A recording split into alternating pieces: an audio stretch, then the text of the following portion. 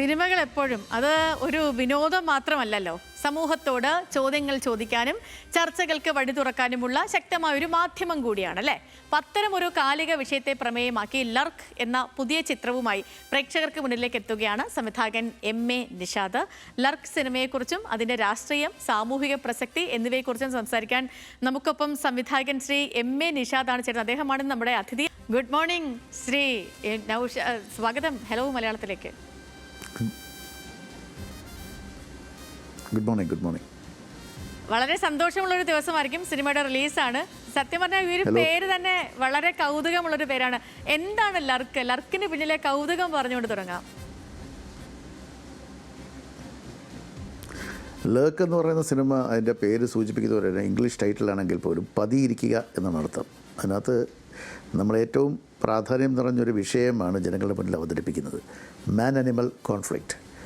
അപ്പം ആരാണ് പതിയിരിക്കുന്നത്, who is the real predator എന്നുള്ള ക്വസ്റ്റ്യനും കൂടി ഈ സിനിമയിൽ ഞാൻ ചോദിക്കുന്നുണ്ട്. നമ്മൾ വന്യമൃഗങ്ങളെ സംരക്ഷിക്കുന്നതോടൊപ്പം തന്നെ മനുഷ്യപക്ഷത്തും കൂടി സംസാരിക്കേണ്ടതായിട്ടുണ്ട്. തീർച്ചയായിട്ടും അത് അഡ്രസ്സ് ചെയ്യുന്നൊരു സിനിമയായിരിക്കും ലർക്ക്. ഞാൻ ഒരു പത്രവാർത്തയിൽ നിന്നാണ് ഈ കഥ തിരഞ്ഞെടുക്കുന്നത്. ഈ കഥയ്ക്ക് തിരക്കഥ സംഭാഷണം എഴുതിയിരിക്കുന്നത് ജുബിൻ ജേക്കബാണ്. അപ്പോൾ ഈ കഥ ഒരു കാട്ടാന ചവിട്ടിക്കൊന്ന ഒരു സ്ത്രീയുടെയും അവരുടെ ഭർത്താവിൻ്റെ നിസ്സഹായ അവസ്ഥ അത് കണ്ടപ്പോഴത്തേക്കിത് സ്വാഭാവികമായിട്ടും ഒരു ചലച്ചിത്രകാരൻ എന്ന നിലയിൽ ഇത് അഡ്രസ്സ് ചെയ്യേണ്ട വിഷയമാണെന്ന് കരുതിക്കൊണ്ടാണ് ഈ സിനിമയിലേക്ക് ഒരു റിസർച്ച് നടത്തി. ഏകദേശം ഒരു വർഷത്തോളം ഇതിൻ്റെ പിന്നാലെ ഉണ്ടായിരുന്നു. ഇതൊരു മഹത്തായ സിനിമയാണെന്നൊന്നും ഞാൻ അവകാശപ്പെടുന്നില്ല. വളരെ പ്രാഗ്മാറ്റിക്കായിട്ട് വളരെ സത്യസന്ധമായിട്ട് ഈ സിനിമ ജനങ്ങളുടെ മുന്നിൽ അവതരിപ്പിക്കാൻ ഞാൻ ശ്രമിച്ചിട്ടുണ്ട്. അതിൻ്റെ ശ്രമം മാത്രമാണ്. എൻ്റെ ആദ്യ സിനിമയായ പകൽ കർഷക ആത്മഹത്യയെ പറ്റിയായിരുന്നു പൃഥ്വിരാജ് ഉൾപ്പെടെയുള്ളവർ അഭിനയിച്ച്. ടി ജി രവി അതിനകത്ത് പ്രധാനപ്പെട്ട ഒരു കർഷകൻ്റെ കഥാപാത്രം ചെയ്തിട്ടുണ്ടെങ്കിൽ 17 വർഷങ്ങൾക്ക് ശേഷം ശ്രീ ടി ജി രവി എൻ്റെ കൂടെ ഈ സിനിമയിൽ ഉണ്ട്. അദ്ദേഹം ഒരു പ്രധാന കഥാപാത്രത്തെ അവതരിപ്പിക്കുന്നു. സൈജു കുറുപ്പും മഞ്ജു വർഗീസും പ്രശാന്ത് അലക്സാണ്ടറും മരുമോളും മഞ്ജു പിള്ളയും ജാഫർ ഇടക്കിയും സോഹൻ സീനുലാൽ ഉൾപ്പെടെ ഒരുപാട്, സുധീർ കരമന ഉൾപ്പെടെ സരിത കുക്കു, ഒരുപാട് താരങ്ങൾ എന്നോടൊപ്പം ഈ യാത്രയിൽ പങ്കുചേർത്തിട്ടുണ്ട്. ശ്രീ എം.എ. നിഷാദ് ഈ പറയുന്ന പോലെ തന്നെ ഈ സിനിമ മുന്നോട്ട് വയ്ക്കുന്ന ആശയം അത് വളരെ പ്രസക്തമാണ്. കാരണം ഇപ്പോൾ നമ്മൾ നിലവിലെ ഒരു സാഹചര്യം, മനുഷ്യ വന്യജീവി സംഘർഷം, അതുമായി ബന്ധപ്പെട്ടുള്ള വാർത്തകൾ ഇല്ലാത്ത ദിവസങ്ങൾ നന്നേ കുറവാണ്. എത്രയോ മനുഷ്യർക്ക് ജീവൻ നഷ്ടപ്പെട്ടിട്ടുണ്ട്, ഇപ്പോഴും നഷ്ടപ്പെട്ടിട്ടുണ്ട്. അപ്പം ഇങ്ങനൊരു പ്രമേയം തിരഞ്ഞെടുക്കാൻ അങ്ങേ പ്രേരിപ്പിച്ച ഘടകം എന്താണ്? ഒരു based on A real story, ആ ഒരു കാറ്റഗറിയാണോ ലർക്ക്? തീർച്ചയായിട്ടും. ഞാനെപ്പോഴും എൻ്റെ സിനിമകളിൽ ഞാൻ ഏകദേശം this is my 12th directorial movie. ഒരു തമിഴ് ഉൾപ്പെടെ 12 സിനിമകൾ ചെയ്തിട്ടുണ്ട്. അതിൽ 10 സിനിമകൾ എല്ലാം ഈ പറയുന്നത് പോലെ സമൂഹത്തിൽ നിന്ന് അടർത്തിയെടുത്ത കഥകൾ തന്നെയാണ്. അപ്പോൾ എന്നെ സംബന്ധിച്ചിടത്തോളം ഒരു സംവിധായകൻ, പ്രത്യേകിച്ച് ഒരു ചലച്ചിത്രകാരൻ, സിനിമയെന്ന വലിയ മാധ്യമത്തിലൂടെ വേണം പ്രേക്ഷകരുമായിട്ട് സംവേദിക്കാൻ. ഇപ്പോൾ സ്വാഭാവികമായിട്ടും ഇത്തരമൊരു വിഷയം എടുക്കേണ്ടത് ഇത് തീർച്ചയായിട്ടും ഇതൊരു ഇൻ്റർനാഷണൽ സബ്ജക്റ്റാണ്. ഇത് അഡ്രസ്സ് ചെയ്യപ്പെടേണ്ട വിഷയം തന്നെയാണ്. നോക്കൂ, നമ്മൾ ഈ വനപ്രദേശങ്ങളിൽ ജീവിക്കുന്ന കർഷകരും പാവപ്പെട്ടവരുമായ തൊഴിലാളികളും മനുഷ്യർക്കും മാത്രമല്ല, നഗരപ്രദേശങ്ങളിൽ പോലും ഇപ്പോൾ കടുവയും പുലിയും ആനയും ഒക്കെ ഇറങ്ങിയിരിക്കുന്നു. ഇന്നലെ തന്നെ ആറളം ഫാമിൽ ഒരു പാവപ്പെട്ട ഒരു സഹോദരിയുടെ വീട് ആന വന്ന് കുത്തിപ്പൊളിച്ചിട്ടുണ്ട്. അപ്പോൾ ഞാനിത് വളരെ അവയർനെസ് ജനങ്ങളിലേക്ക് കൊടുക്കുക മാത്രമല്ല, ഇതൊരു കൊമേഴ്ഷ്യൽ ആംഗിളിലാണ് ചെയ്തിരിക്കുന്നത് കേട്ടോ. അപ്പോൾ കാട്ടിലെ കൊമ്പൻ എന്ന് പറഞ്ഞ ആ പാട്ട് തന്നെ വലിയ തോതിൽ സ്വീകാര്യത ലഭിച്ചിട്ടുണ്ട്. അത് വളരെ സന്തോഷമുണ്ട്. അപ്പോൾ ഇതിനകത്ത് ഒരു കൊമേഴ്ഷ്യൽ ഇൻഗ്രീഡിയൻസ് ഉണ്ട്. ഞാനൊരു തിയേറ്റർ വാച്ചിന് വേണ്ടി ഇത് ഡോൾബി അറ്റ്മോസിലാണ് ചെയ്തിരിക്കുന്നത്. ആന ഉൾപ്പെടെയുള്ള ചില മൃഗങ്ങൾ ലൈവും ബാക്കിയുള്ളത് ഗ്രാഫിക്സിൻ്റെ സഹായത്തോടു കൂടിയാണ് ചെയ്തിരിക്കുന്നത്. അപ്പോൾ സ്വാഭാവികമായിട്ടും വളരെ പ്രതീക്ഷയോടു കൂടിയാണ് സിനിമ ജനങ്ങളുടെ മുന്നിൽ എത്തിച്ചിരിക്കുന്നത്. ഇപ്പം പറഞ്ഞ പോലെ തന്നെ മലയാളത്തിലെ എണ്ണം പറഞ്ഞ നടീനടന്മാരും സാങ്കേതിക വിദഗ്ധരുമൊക്കെ ഈ സിനിമയുടെ ഭാഗമാണ്. അപ്പം എങ്ങനെയായിരുന്നു ലർക്കിൻ്റെ ഒരു മൊത്തം ഷൂട്ടിങ്ങും കാര്യങ്ങളൊക്കെ എങ്ങനെയായിരുന്നു? അത് കുട്ടിക്കാനം, വാഗമൺ, വയനാട് കുറച്ച് ഭാഗം, പിന്നെ കുളത്തൂപ്പുഴ ഫോറസ്റ്റ് ഉൾപ്പെടെയുള്ള സ്ഥലങ്ങളിലാണ് ഞാൻ ഷൂട്ട് ചെയ്തത്.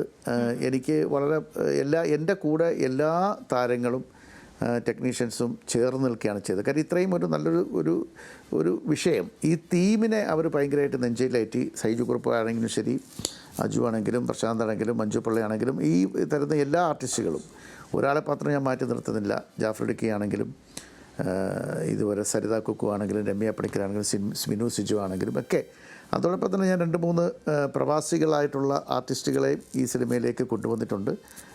ബിജു കാസിമും ഫിറോസ് അബ്ദുള്ള ഉൾപ്പെടെയുള്ള താരങ്ങളെ ഞാൻ ഈ സിനിമയിലേക്ക് ഞാൻ ഇൻട്രൊഡ്യൂസ് ചെയ്തിട്ടുണ്ട്.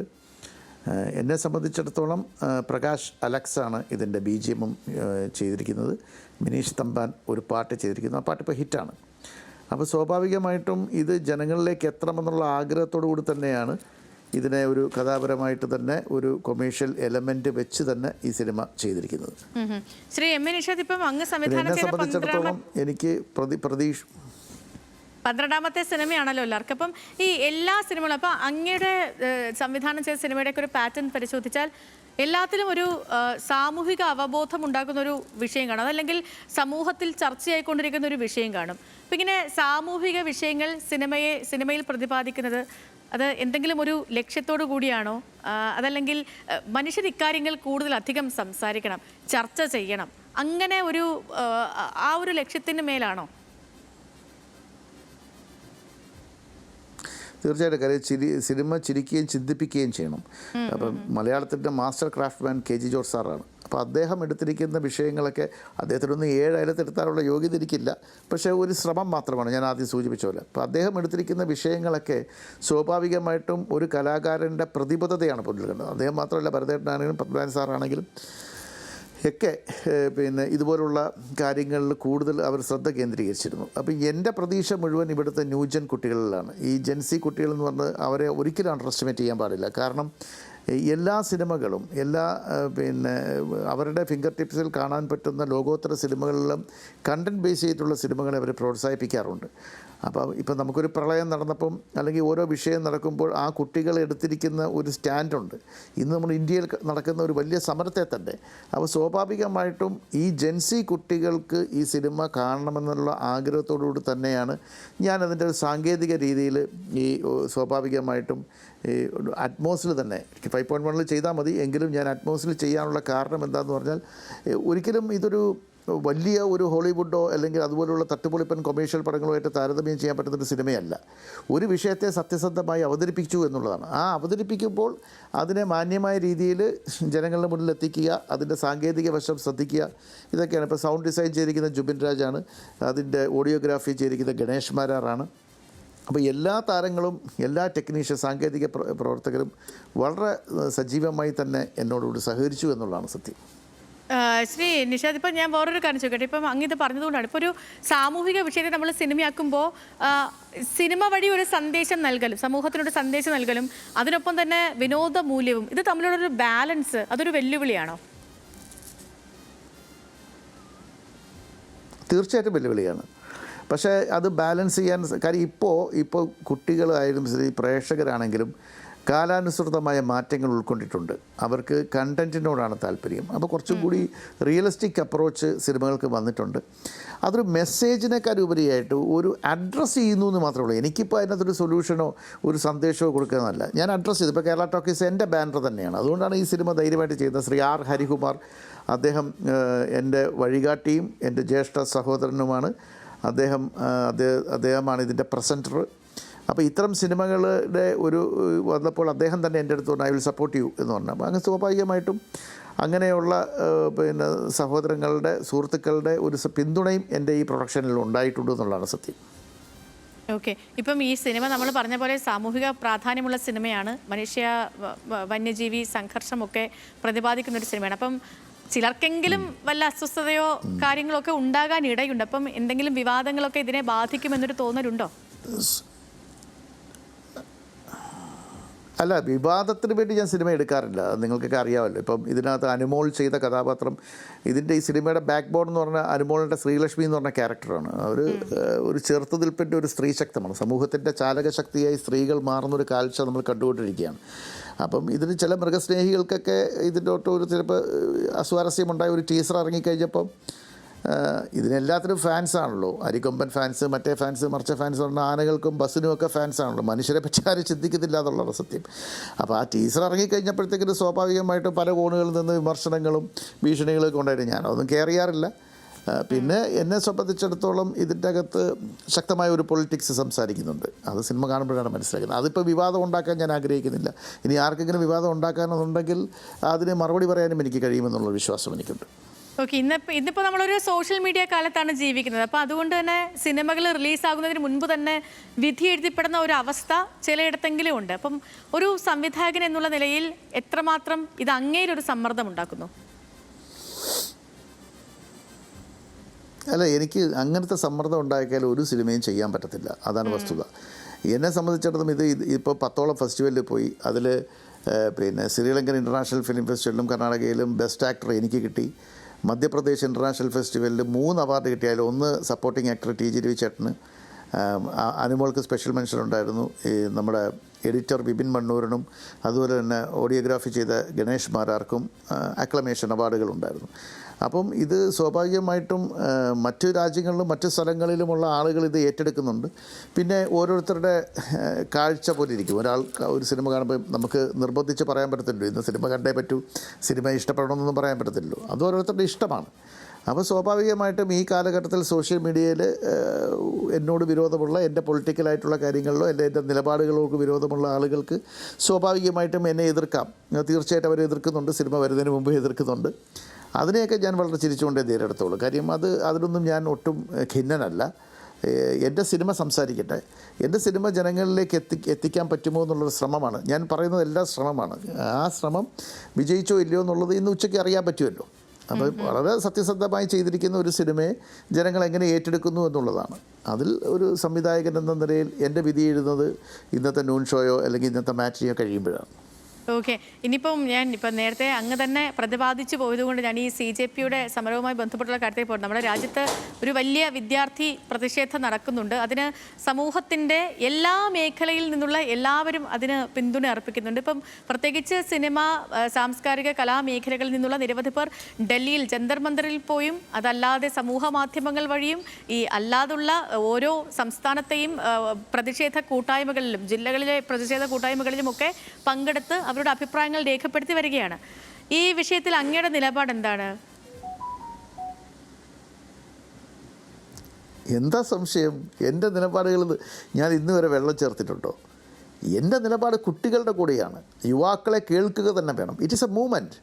ഇത് മനസ്സിലാക്കേണ്ട, ഏത് അധികാര കൊത്തളകളിൽ നിന്ന് വിരാജിക്കുന്നവരും മനസ്സിലാക്കേണ്ട ഒരു കാര്യമുണ്ട്. ജനശക്തി എന്ന് പറഞ്ഞ നിസ്സാര കാര്യമല്ല.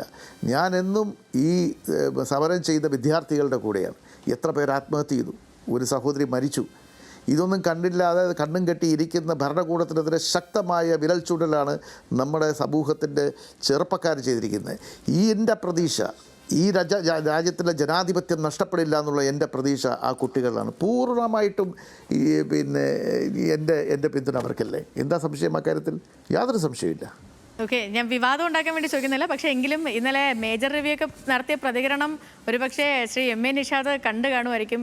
ഒരു ജോലിയില്ലാത്ത പിള്ളേരാണ് അവിടെ പോയി സമരം നടത്തുന്നതെന്നൊക്കെയാണ്. അപ്പം ഇങ്ങനത്തെ പ്രതികരണങ്ങളൊക്കെ കേൾക്കുമ്പോഴേ ഒരു ഉത്തരവാദിത്തപ്പെട്ട പൗരൻ എന്നുള്ള നിലയിൽ എന്താ അങ്ങേക്ക് തോന്നുന്നത് ഇത് കേൾക്കുന്ന സമയത്ത്? അതൊരു മൈനറായിട്ടുള്ള ആൾ പറയുന്ന ഒരു കാര്യമല്ലേ. ഇതിനെപ്പറ്റി യാതൊരു അവബോധവുമില്ലാത്ത, ഇതിനെപ്പറ്റി സ്റ്റഡി ചെയ്യാത്ത അപ്സ്റ്റാർട്ടുകളായിട്ടുള്ള ആളുകളുടെ ഡയലോഗുകൾക്കൊക്കെ നമ്മൾ എന്തിനു മറുപടി പറയണം? അദ്ദേഹം എപ്പോഴും മൈനറായിട്ട് ചിന്തിക്കുന്ന, മൈനറാണ് താനെന്ന് പറഞ്ഞുകൊണ്ടിരിക്കുന്നതും ഈ സമൂഹത്തിൽ നടക്കുന്ന വിഷയങ്ങളെപ്പറ്റി യാതൊരു അവബോധവുമില്ലാതെ ചുമ്മാ വൺ സൈഡായിട്ട് ബയാസ്ഡായിട്ട് സംസാരിക്കുന്നതാണ്. ഇത് ഇന്നലെ തുടങ്ങിയതുള്ളൂ. ഇത്തരം ആളുകൾക്കൊന്നും മീഡിയ പബ്ലിസിറ്റി കൊടുക്കരുത്. നിങ്ങൾ ഒരിക്കലും ഇത്തരം ആളുകളെ കേൾക്കാൻ പോലും തയ്യാറാകരുത്. അവർ പറയുന്ന കാര്യങ്ങൾ കേൾക്കുന്ന ചില വാട്സപ്പ് യൂണിവേഴ്സിറ്റികളുണ്ട്, കാവിപ്പട യൂണിവേഴ്സിറ്റി, അതുപോലുള്ള ആളുകൾ അവിടെ നിന്ന് കിട്ടുന്ന കാര്യങ്ങളൊക്കെ കൊണ്ട് പൊതുസമൂഹത്തിൽ വന്ന് സംസാരിക്കും. ഇത് ഞാൻ വിവാദമായാലും എനിക്ക് പ്രശ്നമൊന്നുമില്ല. മിസ്റ്റർ രവിയെ പോലുള്ള ആളുകളെ എനിക്ക് മേജർ എന്ന് വിളിക്കാൻ ബുദ്ധിമുട്ടുണ്ട്. കാരണം എന്തൊക്കെയാണ് പറഞ്ഞു കൂട്ടുന്നതെന്ന് എനിക്ക് മനസ്സിലാവുന്നില്ല. ഇപ്പോൾ മുരളി മനോഹർ ജോഷി ഉൾപ്പെടെയുള്ളവർ ഈ സമരത്തിനെ പിന്തുണയ്ക്കുന്നു, കുട്ടികളോട് ചെയ്ത് അനീതിയാണെന്ന് പറയുന്നു. അപ്പോൾ ആ കൂട്ടത്തിൽ തന്നെ ചിന്തിക്കുന്നവരുണ്ട് എന്നുള്ളൊരു കാര്യം കൂടി മനസ്സിലാക്കണം. അതൊരു നല്ല സൂചനയാണ്. അപ്പോഴാണ് ഈ കേരളത്തിലിരുന്നുകൊണ്ട് ഈ മൈനർ ഇങ്ങനെയൊക്കെയുള്ള കാര്യങ്ങൾ പറയുന്നത്. എനിക്ക് അതിനകത്തൊന്നും എതിർപ്പ്. കാര്യം ഞാനിനി എന്തെങ്കിലും പറഞ്ഞു കഴിഞ്ഞാൽ ഈ സമയത്ത് ഒരു വിവാദമാക്കാൻ വേണ്ടി പറയുന്നതല്ല. പക്ഷേ അദ്ദേഹത്തെ പോലെയുള്ള ആളുകൾ ചിന്തിക്കേണ്ടിയിരിക്കുന്നു. സ്വന്തം വീട്ടിലാണ് ഇങ്ങനെ ഒരു വിഷയം വന്നിട്ടുണ്ടെങ്കിൽ അദ്ദേഹം ഇങ്ങനെ സംസാരിക്കുമോ? അപ്പോൾ സ്വാഭാവികമായിട്ടും അത്രയുമുള്ള ആളുകൾക്കൊന്നും അത്ര മീഡിയ അറ്റൻഷൻ കൊടുക്കരുതെന്നാണ് എൻ്റെ അഭിപ്രായം. ഓക്കെ, വ്യക്തമാണ്. ഒരു കാര്യം കൂടി ചോദിച്ചാൽ അവസാനിപ്പിക്കാം. ബാക്ക് ടു ലർക്കിലേക്ക് വരുമ്പോഴത്തേക്ക് ഇപ്പം ഒരു OTT കാലമാണല്ലോ, അപ്പം അതുകൊണ്ട് തന്നെ ഇങ്ങനെ സാമൂഹിക പ്രതിബദ്ധതയുള്ള സിനിമകളൊക്കെ കൂടുതലും OTTയിലൊക്കെയാണ് പലരും കാണാറ്. അപ്പം ഈ തിയേറ്റർ റിലീസിലേക്ക് വരുമ്പോഴത്തേക്കും അതൊരു അധിക റിസ്ക് ആയിട്ട് തോന്നുന്നുണ്ടോ അങ്ങേക്ക്? അല്ല, ഞാൻ ജീവിതത്തിൽ റിസ്ക് എടുക്കാൻ യാതൊരു മടിയില്ലാത്ത ഒരാളാണ്. ഞാൻ അതുകൊണ്ടാണ് പറഞ്ഞത്, ഇതൊരു OTT മെറ്റീരിയലായിട്ട് മാറാതെ ഈ സിനിമ പിന്നെ ജനങ്ങളിലേക്ക് എത്താൻ വേണ്ടിയാണ് ഞാൻ പറഞ്ഞത്. തിയേറ്റർ മസ്റ്റ് വാച്ചിന് വേണ്ടിയാണ് ഞാൻ അറ്റ്മോസ്ഫിയറിൽ തന്നെ ഇത് ചെയ്തതെന്ന് പറഞ്ഞതിൻ്റെ കാര്യം അതാണ്. പിന്നെ ഈ സിനിമയെ പറ്റി എനിക്ക് വാദോരാതെ സംസാരിക്കാനൊന്നും പറ്റത്തില്ല. ഒരു സംവിധായകൻ അയാൾക്കുടെ മനസ്സിൽ തോന്നുന്നൊരു കാര്യം അയാൾ ഫ്രെയിമിലൂടെ, അയാൾ സീനിലൂടെ അയാൾ ജനങ്ങളിലേക്ക് എത്തിക്കുകയാണ്. അത് എല്ലാവർക്കും ഇഷ്ടപ്പെടണോ ഇല്ലയോ എന്നുള്ളത് സിനിമ കണ്ടു കഴിയുന്ന പ്രേക്ഷകരുടെ മനസ്സ് പോലെ ഇരിക്കും. എൻ്റെ പ്രതീക്ഷ ഞാൻ നേരത്തെ പറഞ്ഞല്ലോ, എല്ലാ വിഭാഗം ജനങ്ങൾക്കും ഈ സിനിമ കാണാൻ വേണ്ടി തന്നെയാണ് ഞാനിത് ചെയ്തിരിക്കുന്നത്. ഇതിനകത്ത് who is the real predator എന്നുള്ളൊരു ചോദ്യം, ഏറ്റവും അപകടകാരിയായ മൃഗം സത്യം പറഞ്ഞാൽ മനുഷ്യനല്ലേ? മനുഷ്യനാണ്. നമ്മുടെ ചുറ്റും നടക്കുന്നതൊക്കെ നമ്മൾ കാണുമ്പോൾ മനസ്സിലാവുമല്ലോ. പക്ഷേ മനുഷ്യപക്ഷത്തു നിന്ന് നമ്മൾ സംസാരിക്കുകയാണ് ഈ സിനിമ. മൃഗസ്നേഹികൾക്ക് പ്ലീസ് സ്റ്റെപ്പ് ബാക്ക് എന്ന് എനിക്ക് പറയാൻ പറ്റത്തുള്ളൂ. ചില വിഷയങ്ങളിൽ മൃഗസ്നേഹികൾ പറയുന്ന കപടതയെ പൊളിച്ചെടുക്കേണ്ട കാലഘട്ടമായിരിക്കുന്നു ഞാൻ വിശ്വസിക്കുന്നു. ഓക്കെ, അപ്പോൾ വളരെയധികം നന്ദി ശ്രീ MA നിഷാദ് ഞങ്ങൾക്കൊപ്പം ജോയിൻ ചെയ്തതിന്. ലർക്കിന് എല്ലാവിധ ആശംസകളും. ലർക്ക് കാണാൻ വേണ്ടി ഞാനും എൻ്റെ പ്രേക്ഷകരും ഒക്കെയും തിയേറ്ററിൽ എത്തുന്ന കാര്യവും അങ്ങേക്ക് ഉറപ്പ് നൽകുന്നു. അപ്പം ഒരുപാട് സന്തോഷം ജോയിൻ ചെയ്തതിന്. നല്ലൊരു ദിവസം കൂടിയാകട്ടെ. Thank you. നമസ്കാരം. ഓക്കെ.